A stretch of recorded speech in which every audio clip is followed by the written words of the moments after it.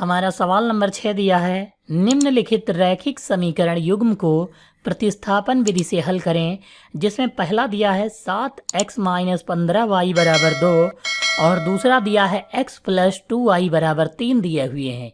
तो हमको करना क्या है, पहले हम समीकरण 1 बना लेते हैं और समीकरण 2 7x - 15y = 2 लिखा है, इसको हम जो है समीकरण संख्या 1 मान लेते हैं। अब इसे जो है दिया है x + 2y = 3 दिया हुआ है, तो 2y उधर जाएगा माइनस का हो जाएगा, यानी x = 3 - 2y हो जाएगा और इसको हम समीकरण संख्या 2 मान लेंगे। अब यहाँ पर हमने किस विधि का प्रयोग किया है, प्रतिस्थापन विधि का प्रयोग करना है।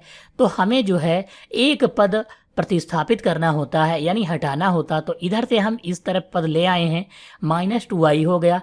तो हम यहाँ पर लिखेंगे x का मान समीकरण 1 में रखने पर, क्योंकि यह समीकरण 2 है, इससे x का मान समीकरण 1 में रखेंगे।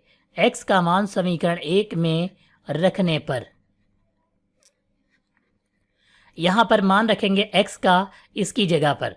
तो हम यहाँ पर सबसे पहले 7 लिखेंगे, गुणा लगाएंगे और x का मान 3 - 2y है, तो 3 - 2y लिखेंगे। -15y = 2 है, तो 2 लिख लेंगे। 7 की गुणा 3 से 7 त्रिक 21 हो जाएगा, -7 दूनी 14 हो जाएगा और y है तो y लिख लेंगे। फिर -15y हो जाएगा और बराबर 2 लिख लेंगे। यहाँ पर 21 जो है प्लस का है, उधर जाएगा माइनस का हो जाएगा और ये 15 और 14 जो है ये आपस में जो है जुड़ जाएंगे।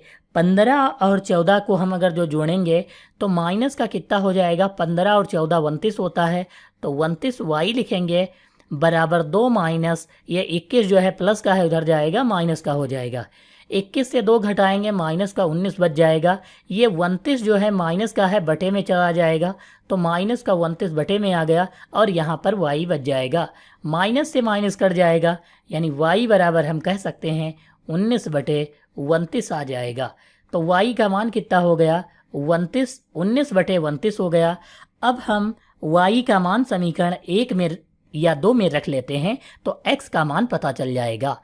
तो हम लिखेंगे y का मान समीकरण 2 में रखने पर, किस में रखेंगे, समीकरण 2 में रखने पर। तो यहाँ पर 2 में रखेंगे तो x बराबर 3 - 2 गुणे y की जगह पर 19/29 लिखेंगे। यहाँ पर 19/29 लिख लेंगे।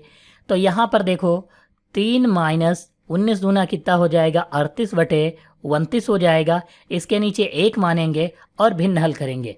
29 या 9 त्रुक 27, यानी 3 9 27 हो गया और 3 दूनी 6 2 8 हो जाएगा, यानी 87 हो गया।